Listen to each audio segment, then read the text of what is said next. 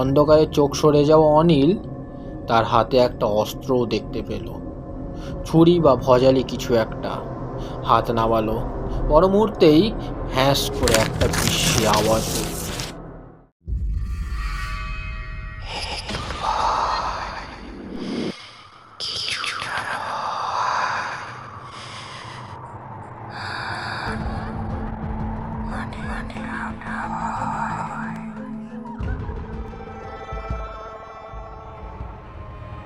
ভারত এবং বিশ্ব সাহিত্যের অজ্ঞাততার কালো অন্ধকারে থাকা কিছু অতি প্রাকৃত অপশক্তি রহস্যের ভাণ্ডার নিয়েই গল্পকার চ্যানেলটি।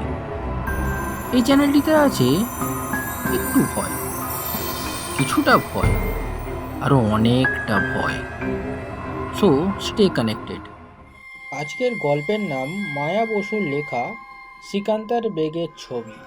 গল্পটি নেওয়া হয়েছে দেব সাহিত্য কুটির প্রাইভেট লিমিটেড থেকে প্রকাশিত শুকতারার 101 ভূতের গল্প এই বইটি থেকে। এই বইটি আমাদের দিয়ে সাহায্য করেছে রাজগঞ্জ পাবলিক লাইব্রেরি টিম। গল্পকার রাজগঞ্জ পাবলিক লাইব্রেরির কাছে বিশেষভাবে কৃতজ্ঞ। এই গল্পের সমস্ত চরিত্রের কণ্ঠে রয়েছি আমি, আদিত্য।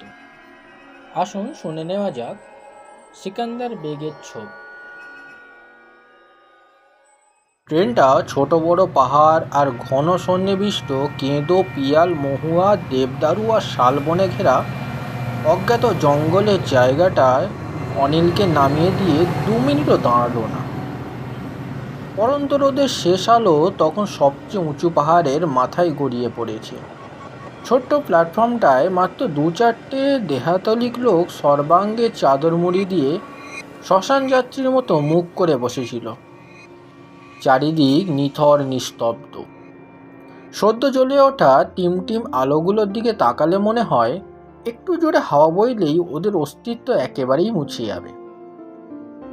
এমন জায়গায় শখ করে মানুষ বেড়াতে আসে। জায়গাটার চারিদিকে তাকিয়ে দেখে হতাশ হয়ে গেল অনিল।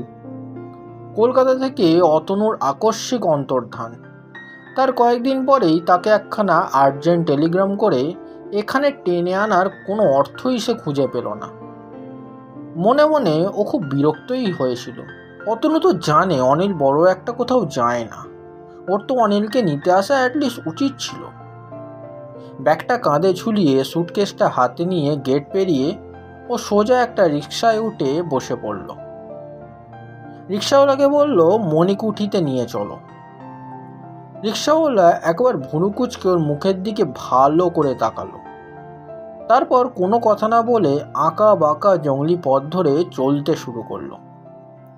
মণিকুঠির কাছে এসেই রিকশা থামতেই বাড়িটার দিকে ভালো করে তাকিয়ে স্তম্ভিত হয়ে গেল অনিল। কি সর্বনাশ! ঘন জঙ্গলের ভেতরে এই ভাঙাচোরা পুরো বাড়িটার মধ্যে অতনু কি করতে এসেছে? সে একটা আর্টিস্ট মানুষ জানি, ছবি আঁকার বাতিকও আছে, কিন্তু সেই জন্য বাড়িতে কাউকে না জানিয়ে হঠাৎ এই পাণ্ডব বর্জিত জায়গায় জনহীন এমন একটা জীর্ণ বাড়িতেও কি করতে এসেছে? আর অনিলকেই বা এমনভাবে টেলিগ্রাম করে আনলো কেন? রিকশার ভাড়া মিটিয়ে অনিল বাড়ির ভেতরে ঢুকলো। কোথাও কেউ নেই। চেঁচিয়ে ডাকলো, অতনু, এই অতনু, তুই কোথায়? আরে এসে গেছিস? যাক বাঁচলাম, আয় আয় ঘরে। অতনু তাড়াতাড়ি একটা লণ্ঠন হাতে নিয়ে ঘরের ভেতর থেকে বারান্দার দিকে বেরিয়ে এসে খুশি ভরা গলায় ওকে অভ্যর্থনা জানালো। সাবধানে উঠোনের জঙ্গল পেরিয়ে ভাঙা বারান্দার উপর উঠে অনিল অতনুর পেছন পেছন সামনের ঘরে ঢুকলো। ঘরটা হল ঘরের মতোই বড়। চেহারা পলেস্তারা খসে বাইরের মতোই চুন বালি ঘষা। ফাটা মেঝে। সারা ঘরময় কেমন একটা স্যাঁতস্যাঁতে গন্ধ। ঘরের দুদিকে দুখানা তক্তপোষ, তার উপরে তোষক চাদর বালিশ। একপাশে জামা কাপড় রাখার জন্য আলনা, জলের কুঁজো, গ্লাস, টেবিল চেয়ার এবং এই টেবিলের ওপরে খানকত বই, সেভিং সেট, আয়না, চিরুনি, এটা সেটা টুকটাক জিনিসপত্রের ঠাসা। রাস্তার দিকের জানালার কাছে অতনুর ছবি আঁকার সরঞ্জাম, রং, তুলি, ক্যানভাস, ইজেল ইত্যাদি। আরও কিছু কিছু জিনিসপত্র এমনই অগোছালোভাবে এদিক ওদিক ছড়ানো। হাতের ব্যাগ দুটো একপাশে রেখে হলের চারদিকে তাকিয়ে বেজার মুখ করে অনিল বলল, যেমন বাড়ির ছিঁড়ি তেমনই তোর ঘরের চেহারা বাবা। এটা আমার পিসিমার বাড়ি, বেওয়ারিশ পড়েছিল তাই এখানেই উঠেছি। আর এখানে কেন এলাম সব বলবো। তোকে টেলিগ্রাম করে এমনি এমনি আনিনি রে। আগে ট্রেনের জামা কাপড় ছেড়ে হাত মুখ ধুয়ে নে। বারান্দায় বাথরুমের জল তো তোলাই আছে। বিরজু বাজারে গেছে। বিরজু দেহাতি হলেও ভালো রান্না জানে রে, বাংলাও জানে। বাজার থেকে ফিরে এসেই ও চা খাওয়ালো ওদের। তারপর রাত 8টা বাজতে না বাজতেই ওদেরকে আবার মাংসর ঝোল, গরম ভাত, আলু ভাতে ঘি সব কিছু যত্ন করে খাইয়ে টুকিটাকি কাজকর্ম সেরে ঘরে ফেরার জন্য প্রস্তুত হয়ে অতনুর সামনে এসে দাঁড়ালো। অতনু অনুনয় করে বলল, কী রে বিরজু, আজও বাড়ি যাবি? বিরজু মাথা নাড়তে নাড়তে উত্তর দিল, না দাদাবাবু, আমি থাকবো না, কাল সকালেই আসবো। চা খাবার করে দিব, কেমন? তবে যা, মশাই দুটো ভালো করে ফেলে রেখে যেও। অতনু যেন রাগ করেই অন্যদিকে চলে গেল। অবাক অনিল বলল, সে কি রে বিরজু, তুই রাতে এ বাড়িতে থাক না। অতনু তো একাই থাকে এ বাড়িতে। সে আমি বলবে নাই, রাত্রিই মালুম হবি। তারপর আরও গলা নামিয়ে বলল, শুনুন ছোট দাদাবাবু, যদি ভালো যান তো কাল সকালে বড় দাদাবাবুকে নিয়ে কলকাতায় চলে যান। অনিল বিরজুর চোখে মুখে এক অপরিসীম আতঙ্কের ছায়া দেখতে পেয়ে কিছুটা আন্দাজ করে বলল, কেন, এই পোড়ো বাড়িটা বুঝি ভূতের বাড়ি নাকি? না না দাদাবাবু, বাড়িটা ভাঙাচোরা জঙ্গলের মধ্যে হলেও আমি তো এখানেই পরিবারকে নিয়ে অনেক বছর আছি। কিন্তু ওই দাদাবাবু আসে, আমি যাই। হ্যাঁ। বিরজু চলে যাওয়ার পরই অতনু ফিরে এলো। অনিলের নিশ্চিত গম্ভীর মুখের দিকে তাকিয়ে বলল, কী রে, চুপচাপ বারান্দায় দাঁড়িয়ে কেন? বিরজু বুঝি তোর কানে কোনো মন্তর পড়ে গেল? চল ঘরের ভেতর চ, বাইরে যা ঠান্ডা।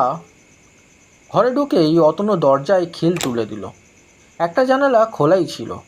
বাইরে থেকে উত্তরের হাওয়া এসে জ্বলন্ত লণ্ঠন তার পলতেটাকে কাঁপিয়ে দিচ্ছিল। ফলে কালি পড়া কাঁচের চিমনির ভেতরে স্নান আলোটা দপদপ করছিল। স্থির চোখে সেই আলোর দিকে তাকিয়ে অতনু বলল, জানলাটা বন্ধ করে দিই, কী বলিস? অনিলের সম্মতির অপেক্ষা না রেখেই অতনু জানলাটা বন্ধ করে টেবিলের পাশের চেয়ারটায় বসে পড়ল। ফেব্রুয়ারির শেষ, শীতটা বেশ জাঁকিয়েই পড়েছে। অনিল বিছানার মধ্যে সর্বাঙ্গে কম্বল জড়িয়ে বসে প্রশ্ন করল, এবার সোজা সত্যি কথাটা বলতো দেখি বাবু, এই জঙ্গলের মধ্যে তুমি শখের ছবি আঁকতে এসেছো, বেশ করেছো, কিন্তু আমাকে টেলিগ্রাম করে এমনভাবে এখানে টেনে আনলে কেন?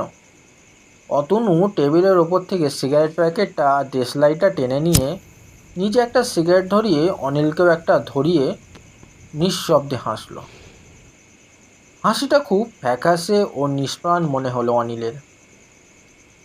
কিরে, কথা জবাব দিচ্ছিস না কেন? অনিল ধোঁয়া উড়িয়ে আবার তাগাদা মারল। কাল শুনিস। আর সারাদিন ট্রেনের ধকল গেছে, কাল সকালে বলবো। আর তোকে বলার মতো এমন কিছু ঘটনা ঘটেনি। আরে যেটুকু ঘটেছে সেটুকু বল, এক্ষুনি শুনবো। যদি বলি একা থাকতে ভালো লাগছিল না, বিশ্বাস করব না। অতনু কেমন যেন নার্ভাস হয়ে পড়ল। তাড়াতাড়ি জবাব দিল, প্লিজ ভাই, কাল শুনিস। চেয়ার ঠেলে উঠে অতনু লণ্ঠনটা ঘরের কোণে সাজিয়ে রাখল। তারপর মশারি ফেলে নিজের বিছানার কম্বল মুড়ি দিয়ে শুয়ে পড়ল। রাত তখন 9টাও বাজেনি। পুরো বাড়িটার চারপাশে বুনো গাছগাছালি জঙ্গল থেকে তক্ষক ডাকছিল। ঝিঝির বিচিত্র ঐক্যতান ভেসে আসছিল। বাতাসে শুকনো পাতার মর্মধ্বনি উঠছিল, আর থেকে থেকে শেয়াল খটাসের ছুটোছুটিরও শব্দ উঠছিল। এই শব্দই অন্ধকার রাতে স্নায়ু শিথিল করা, শরীর মন হিম করে দেওয়া নিস্তব্ধতা অনিল আগে কখনো অনুভব করেনি। অতনুর মেজাজ ভালো নেই, কথা বলবার মুডও নেই। কিন্তু কেন নেই, একথা বুঝতে পারল না অনিল। এক অদম্য কৌতূহল নিয়েই ওকে কাল সকাল পর্যন্ত অপেক্ষা করতে হবে। একথা ভেবে ভেবে ওর ভীষণ রাগ হচ্ছিল। অতনু রায় নামকরা চিত্রশিল্পী, বহু নামী আর্ট গ্যালারিতে বহুবার ওর একক চিত্র প্রদর্শনী হয়ে গেছে। কিছুদিন ধরে এক নতুন পদ্ধতিতে ও পরীক্ষা নিরীক্ষা চালিয়ে যাচ্ছে। আধুনিককালে শিল্পশিল্পীদের মাঝে অতনুর খ্যাতি প্রতিষ্ঠা অনেক নামী আর্টিস্টের ঈর্ষার কারণ। বিশেষ করে পোর্ট্রেটে অতনুর হাত অপূর্ব। বিশ্ববিখ্যাত কয়েকজনের প্রতিকৃতি এঁকে ও পুরস্কারও পেয়েছে। নতুন জায়গা, অচেনা পরিবেশ, একটা অস্বস্তি তো থাকবেই। বিছানাটা অনিলের মন মতো নয়, তার উপরে দারুণ ঠান্ডা। ঘুম আসছিল না ওর। লণ্ঠনটা দরজার পাশে ভূষকালি মেখে মিটমিট করে জ্বলছিল। তাতে ঘরের মাঝে আলোর থেকেও গা ছমছমে অন্ধকারটাই যেন বেশি। কেমন যেন অস্বস্তি বোধ করছিল অনিল। ঘুম আসছে না। ইচ্ছা ছিল অতনুকে ডাকে, কিন্তু অতনু সেই যে কম্বল মুড়ি দিয়েও শুয়ে পড়েছে, ওর আর কোনো সাড়া নেই। সত্যি ওর শরীর ভালো নেই। মাথা ধরেছে কিনা কে জানে। নানা চিন্তা করতে করতে নিজের অজান্তেই অনিল ঘুমিয়ে পড়ল। কতক্ষণ কেটে গেছে আর কটাই বা বাজে কে জানে। হঠাৎ একটা খসখসানির শব্দে অনিলের ঘুম ভেঙে গেল। তন্দ্রাচ্ছন্ন অবস্থার মধ্যেই ও টের পেল হলের ভেতর কে যেন অস্বস্তি পায়ে ঘুরে বেড়াচ্ছে। এমন সশব্দে চোর বেড়ায় না। তাহলে কে? ও কে? বিমূঢ় অনিল চিৎকার করতে চেষ্টা করলো, কিন্তু ওর গলা দিয়ে একটা শব্দও বার হলো না। সাহস করে চোখ খুলে শব্দের উৎসস্থলের দিকে তাকালো, কিন্তু তাতেও কিছু দেখা গেল না। লণ্ঠনটা কখন নিভে গেছে কে জানে। মাত্র কয়েক হাত দূরে অতনু শুয়ে আছে। সে কি এই শব্দ শুনতে পাচ্ছে না? অনিলের ইচ্ছা হলো বিছানা থেকে নেমে ওকে ধাক্কা দিয়ে টেনে তোলে, কিন্তু তাও সম্ভব হলো না। কেননা ভয়ে ওর হাত পা ঠান্ডা অবশ হয়ে গেছে। অনিল আবার অন্ধকারের মধ্যে তীক্ষ্ণ তীব্র দৃষ্টিতে সেই শব্দের দিকে তাকালো। এবার মনে হলো যেন একটা জমাট বাঁধা অন্ধকার চলন্ত মূর্তির রূপ ধরে ঠিক অতনুর ক্যানভাসের আশেপাশে কি যেন খুঁজে বেড়াচ্ছে। হঠাৎ সেই চলন্ত মূর্তিটা থমকে দাঁড়ালো। তার একখানা হাত শূন্যে উঠল, যেন কাউকে ভীষণভাবে আঘাত করবে। ও যেন খুন করতে চায়। অন্ধকারে চোখ সরে যাওয়া অনিল তার হাতে একটা অস্ত্রও দেখতে পেল, ছুরি বা ভজালি কিছু একটা। হাত নামালো, পর মুহূর্তেই হ্যাঁস করে একটা বিশ্রী আওয়াজ হল।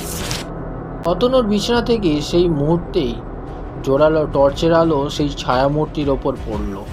বিস্ফারিত চোখে অনিল দেখল এক ক্রূর হিংস্র মুখ। চোখের পলক ফেলতে না ফেলতেই সেই ছায়ামূর্তি অন্ধকারে মিলিয়ে গেল। অনিলের মুখ দিয়ে একটা ভয়ার্ত আর্তনাদ বেরিয়ে এলো।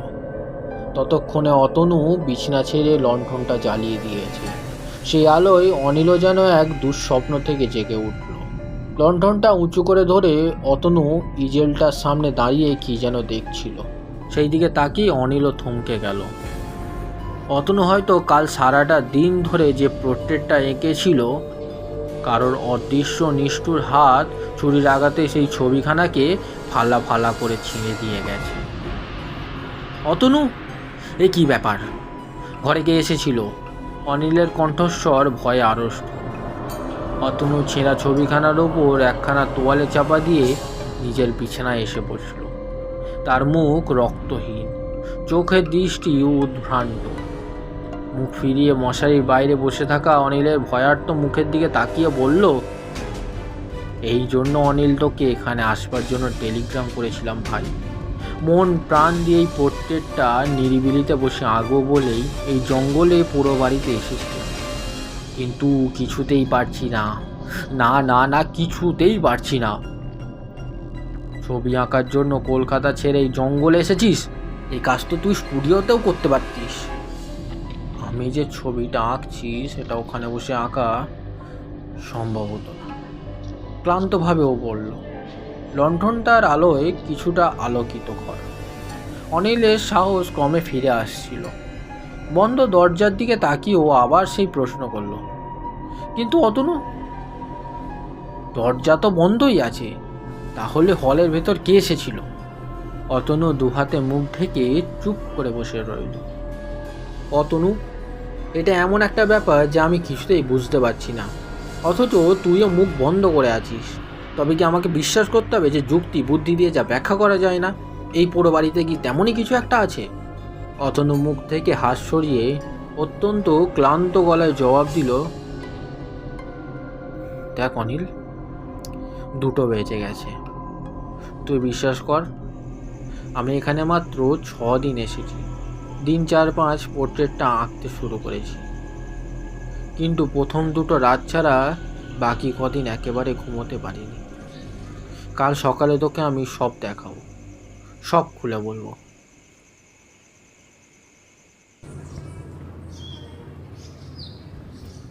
পরদিন বেশ বেলা করেই ঘুম থেকে উঠল অনিল। চারিদিকে দিনের আলো, রাস্তায় লোকজনের আসা যাওয়া। বীরজু আর তার বউয়ের উপস্থিতিতে অনিলের মন থেকে রাত্রের বিভীষিকা ক্রমে আচ্ছা হয়ে গেল। বাড়িটাকেও বেশ ভালো লাগলো। পুরনো ভাঙাচোলা হলেও বেশ খোলামেলা, ভেতরটা পরিষ্কার। উঠোনে বীরজু আর তার বউ যত্ন ও পরিশ্রমে ফুলের গাছ, সবজির বাগান তৈরি করেছে। কয়েকটা পেয়ারা ও আদা গাছও এইদিকে আছে। বারান্দা থেকে ছোট বড় ঢেউ তোলা পাহাড় দেখা যায়। ভোরবেলা তার মাথায় প্রকাণ্ড সোনার থালার মতো সূর্য উদয় হয়। সামনে যতদূর চোখ যায় সতেজ সবুজ বড় বড় গাছগাছালি। গাছের আড়ালে একটা ছোট্ট রূপোলী নদী। বীরজুর বউ ঘরের সব কাজ শুরু করলো। বীরজু ওদের চা টোস্ট দিয়ে গেল। কিছুক্ষণ পরেই শশা, কলা, গরম দুধ এনে দিল। খেতে খেতে অতনুকে লক্ষ্য করছিল অনিল। এত ভালো খাওয়া দাওয়া, এত স্বাস্থ্যকর জায়গায় থাকা, তবু এর চোখের কোণে কালি, শরীর দুর্বল রুগ্ন। বীরজু বাজার থেকে মাছ আনবার জন্য টাকা নিয়ে বেরিয়ে যেতে অতনু অনিলকে সঙ্গে নিয়ে ঘরে ঢুকল। ক্যানভাসের উপরকার তোয়ালেটা সরিয়ে ফেলতেই কোনো অস্ত্র দিয়ে ফালা ফালা করে ছেঁড়া গত রাতে সেই ছবিটা দিনের আলোয় ওদের চোখের সামনে স্পষ্ট হয়ে উঠল। অনিল অতনুর মুখের দিকে তাকাতেই ও নিঃশব্দে পাশের পুরনো টেবিলটার উপর থেকে একখানা ছবি তুলে আনলো অনিলকে দেখাতে। অনিল অতনুর মুখের দিকে তাকাতেই ও নিঃশব্দে পাশের পুরনো টেবিলটার উপর থেকে একখানা ছবি তুলে অনিলকে দেখতে দিল। ছবিটার দিকে তাকিয়েই অনিলের বুকের ভেতরটা শিরশির করে উঠল। কোনো এক এনলার্জ করা প্রোফাইল, কিন্তু এমন কুটিল, ক্রূর, নিষ্ঠুর মুখ অনিল আগে এর কখনো দেখে। অতনুর আঁকা অনেক খুনি ডাকাত ঘাতকের ছবিও দেখেছে, কিন্তু এমনটা আর কোনোটা নয়। ছবিটা এতই প্রাণবন্ত, দেখলেই মনে হবে যে যেন এক্ষুনি উঠে কথা বলবে। কিছুক্ষণ ছবিটার দিকে তাকিয়ে অনিলের মুখ কঠিন হয়ে উঠল। সোজাসুজি অতনুর দিকে তাকিয়ে সে প্রশ্ন করল, এটা সেই লোকটা না? সেই লোকটার ছবি, তাই তো? হ্যাঁ, আমি এই ছবিটা আঁকবো বলেই এখানে চলে এসেছি। অনিলের মনে ভেসে উঠল কিছুদিন আগেকার সেই ঘটনা। একটা পুরনো বাড়ির হলঘর, দেওয়ালে নতুন পুরনো নানা ধরনের ছবি টাঙানো, বেশিরভাগই পোর্ট্রেট। পাগড়ি পরা, টুপি ফেজ, মুকুট পরা, সগুম্ফ কীর্তিমান পুরুষ থেকে শুরু করে অতি সাধারণ মানুষের প্রতিকৃতি। ছোট বড় নানা রকম তৈলচিত্র, জমিদার, নবাব, সাঁওতালি দম্পতি, কেউ বাদ নেই তার মধ্যে। চিত্রশিল্প সম্বন্ধে অনিলের বিশেষ কোনো জ্ঞানই ছিল না, তবুও অতনুর সঙ্গে ওকে যেতে হয়েছিল। ছবিগুলো খুব মনোযোগ দিয়ে দেখছিল অতনু। ছবিগুলো দেখা শেষ করে চলে আসবার সময়ই হঠাৎ একটা কোণে অবহেলা উপেক্ষায় টাঙিয়ে রাখা বিবর্ণ একখানা ছবির দিকে নজর পড়েছিল অতনু। ও দাঁড়িয়ে পড়েছিল। ওর সঙ্গে অনিলও থমকে দাঁড়িয়েছিল, তাকিয়ে দেখছিল সেই ছবিটা। বিকৃত কুৎসিত কুদর্শন একটা মুখের ছবি। অতনুর দিকে তাকিয়ে দেখছিল সম্মোহিতের মতো অপলক চোখে। ও সেই ছবিটার দিকেই তাকিয়ে আছে। একটু পরেই অতনু সেখান থেকে সরে গিয়ে প্রদর্শনীর এক কর্মকর্তার সঙ্গে কী সব বিষয়ে কথাবার্তা বলতে শুরু করেছিল। সেসব কথার মধ্যে প্রথমে অনুনয় বিনয়ে, পরে তর্কাতর্কিও ছিল। অনিল বিব্রত হয়ে অতনুকে ওখান থেকে একরকম জোর করেই টেনে বার করে নিয়ে এসেছিল। বাড়িতে ফিরে অতনু ছবিটার কথা খুলে বলেছিল। হিংস্র নিষ্ঠুর দর্শন মুখের ছবিটা সিকান্দার বেগ। সিরাজউদ্দৌলাকে যে বন্দি অবস্থায় নিষ্ঠুরভাবে খুন করেছিল, এই লোকটা সেই মোহাম্মদী বেগের একমাত্র বংশধর। সিকান্দার বেগও নৃশংস চরিত্রের মানুষ। একবার কোনো এক চিত্রকারের সঙ্গে পরিচয় হওয়ায় ওর খুব শখ হয় নিজের ছবি আঁকবার। সেই শখের ফলই বড় ভয়ঙ্কর হয়েছিল। ছবি শেষ হয়ে যাওয়ার পর সিকান্দার বেগ তার ছবি দেখে এতটাই ক্রুদ্ধ হয়েছিল যে সেই চিত্রকরকে হত্যা করেছিল। সেই ছবিখানা নষ্ট করার আগেই সিকান্দার বেগ নিজেও খুন হয়ে যায়। কে যে তাকে খুন করেছিল তা জানা যায়নি। সেই ছবিখানায় এত বছর বাদে বিবর্ণ হয়ে অনেক হাত বদলে শেষ পর্যন্ত এই এক্সিবিশনেও এসে পৌঁছায়। ছবিটা দেখার পর থেকেই সেটাকে নতুন করে আঁকবার একটা ভয়ঙ্কর ইচ্ছা অতনুর মনে। কর্মকর্তার কাছ থেকে বেশ মোটা টাকা দিয়ে ছবিটা কিনতে চেয়েছিল অতনু। প্রস্তাবে তিনি রাজি হননি। তখন অতনু তাকে একটা মোটা অঙ্কের টাকা দিয়ে দিন 5-7 জন্য ছবিটাকে ভাড়া করতে চেয়েছিল, সে নিজের আঁকবার জন্য। কিন্তু তার এ প্রস্তাবও তৎক্ষণাৎ নাকচ হয়ে যায়। ভদ্রলোক কেন যে এমন করলেন সে বিষয়ে ওকে কিছু বলেননি। পৃথিবীতে এত সুন্দর বিষয়বস্তু, এত জ্ঞানীগুণী মানুষ থাকতে অতনু যে কেন ওই খুনে লোকটার ছবির জন্য পাগল হয়ে উঠেছিল কে জানে। একেই বলে বাতিক। সেই অলক্ষণের ছবিটা আজ এখানে। অনিল এবার প্রশ্ন করল, ছবিটা তুই কেমন করে পেলি? ওটা আমি চুরি করেছি। কেমন করে চুরি করেছি সেটা নাইবা শুনলি। তারপরে সোজা এখানে পালিয়ে এসেছি। কলকাতায় থাকলে পাছে যদি ধরা পড়ি। ভেবেছিলাম ছবিটার ডিটেল ওয়ার্কগুলো শেষ করে ওটা আবার যথাস্থানে রেখে আসবো, কিন্তু তুই শুনলে অবাক হবি। ছবিটা দিনের বেলায় আঁকছি আর রোজ রাত্রে কেউ এসে ওটাকে ছিঁড়ে নষ্ট করে যাচ্ছে। আজ বুঝেছি কি এমন করে ছবিটা নষ্ট করে দিয়ে যাচ্ছিল। অবাক হয়ে অনিল বলল, কাল রাতে কে এসেছিল ঘরে? সিকান্দার বেগের আত্মা। অনিলের বুকের রক্ত হিম হয়ে গেল। অতনুর হাত ধরে অনুরোধ করলো, অতনু ভাই ভাই প্লিজ তুই ওই ছবি আঁকা বন্ধ কর ভাই, বন্ধ কর। এত সহজে অতনু রায় হার মানবে না। অতনু উত্তেজিত হয়ে বলল, আমি বুঝেছি যে আর্টিস্ট সিকান্দার বেগে ওই পোর্ট্রেটটা এঁকেছিলেন তিনি ওর স্বভাব চরিত্র ওর প্রকৃতি যথাসাধ্য ফুটিয়ে তুলতে পারেনি। আমি পারব। ওর রক্তডুলু খুনি স্বভাব আমি ওর মুখের প্রত্যেকটা রেখায় ফুটিয়ে তুলবই। না অতনু না, তোকে আমি এ কাজ আর করতে দেব না। তুই তো জানিস যিনি ওই পোর্ট্রেটটা এঁকেছিলেন তার কি দশা হয়েছিল। হাসলো অতনু। একজন জীবন্ত মানুষ যা করতে পারে অশরীরী পক্ষে তা করা একেবারেই অসম্ভব। আমার কাজ পণ্ড করে ও আমাকে বারে বারে ভয় দেখাচ্ছে, কিন্তু ও অতনু রায়কে চেনে না এখনো। ওর ছবি আমি আঁকবই। শুধু তুই মাত্র যদি 3টে দিন আমার এখানে কাটিয়ে দিস তাহলেই বাস। সারাটা দিন অতনু তার ছবি নিয়ে ব্যস্ত হয়ে রইল। অনেকটা কাজ এগিয়েও গেল। অনিল আসার পর থেকেই ওর মনটা ভালো, তাই বেশ দ্রুত গতিতেই প্রাথমিক কাজগুলো শেষ হয়ে গেল। সারাটা দিন একটানা কাজ করে ও যখন উঠল তখন ক্যানভাসের বুকে সিকান্দার বেগের চেহারার আদল স্পষ্ট ফুটে উঠেছে। চোখ দুটো জ্বলন্ত, মুখের রেখায় নাকের পাশে ভাঁজে ভাঁজে বুড়োর ভঙ্গিতে আর পুরো ঠোঁটের কুটিলতায় এমন একটা হিংস্রভাব ফুটে উঠল যে বেশিক্ষণ আর ওই ছবির দিকে তাকিয়ে থাকা যায় না। অন্য কদিনের মতো বীরজু 9টা বাজতে না বাজতেই ওদের রাতের খানা খাইয়ে বাড়ি চলে গেল। দরজা জানালা বন্ধ করে শুতে যাওয়ার আগেই সদ্য আঁকা ছবিখানা ইজেল থেকে খুলে অতনু অনিলের বিছানার নিচে লুকিয়ে রেখে দিল। অনিল অবাক চোখে ওর দিকে তাকিয়ে আছে দেখে হেসে বলল, আরে সিকান্দার বেগের তো আর তোর ওপর রাগ নেই রে বাবা, তোকে তাই সন্দেহ করবে না, তাই এখানে রাখলাম। কিন্তু ও যদি আসল ছবিখানা নষ্ট করে দেয় তাহলে? তা কখনো করবে না। কদিন ধরেই দেখছি তো, নিজের আসল ছবিখানা যেমনই হোক ও সেটা স্পর্শও করে না। ভীষণ ভয় অনিল কি যেন একটা বলতে গেল, তাকে থামিয়ে দিয়ে অতনু বলল, দাঁড়া, তোর কোনো ভয় নেই, যতই হোক ও তো রক্ত মাংসের জীব নয় রে বাবা, একটা অশরীরী ছায়া মাত্র।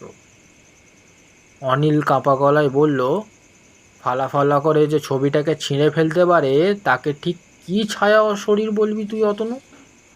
সেদিন রাত্রেও সেই অশরীর উপস্থিতি টের পেল ওরা। টের পেল যে সারা ঘরময় ঘুরে বেড়াচ্ছে, কি যেন খুঁজছে, কিন্তু খুঁজে পাচ্ছে না। দুজনে মরার মতো কম্বল মুড়ি দিয়ে পড়ে থাকলো। কিছুক্ষণ পর বোধহয় ব্যর্থ হই সেই প্রেতাত্মা হলঘর ছেড়ে উধাও হয়ে গেল। ওরা দুজনে স্বস্তির নিঃশ্বাস ফেলে বাঁচল। আনন্দে অধীর হয়ে অতনু বলল, দেখলি দেখলি তো, যা বলেছিলাম, বোধহয় ও আর আমাদের জ্বালাতন করবে না। অনিল বিরক্ত হয়ে জবাব দিল, ওসব জানি না, তবে কিন্তু আমি মাত্র আর 2 দিন সময় দিচ্ছি। তারপর 2 দিন 2 রাত কেটে গেছে। এই 2 রাতেই সিকান্দার বেগের প্রেতাত্মা এসে এদিক ওদিক হাতড়ে গেছে। আজকের রাতটাই ওদের শেষ রাত। কদিনের অক্লান্ত পরিশ্রমে অতনু সিকান্দার বেগের যে ছবি ক্যানভাসের বুকে ফুটিয়ে তুলেছে, সত্যি বলতে কি সেই ছবির দিকে তাকিয়ে অনিল খুব অস্বাচ্ছন্দ্য বোধ করছিল। অতনু দারুণ উল্লাসিত। শোবার আগে অতনু সযত্নে ছবিখানা নিজের বিছানার মাথার কাছে রাখলো। অবাক অনিল জিজ্ঞেস করলো, কেলো, ব্যাপারটা কি? ছবি আজ তোর বিছানায় কেন রাখছিস? তুই যে ভীষণ নার্ভাস হয়ে পড়ছিস তাই। অতনুর কথায় অনিল স্বস্তি পেল। সত্যি ছবিটার দিকে আর তাকানো যাচ্ছে না।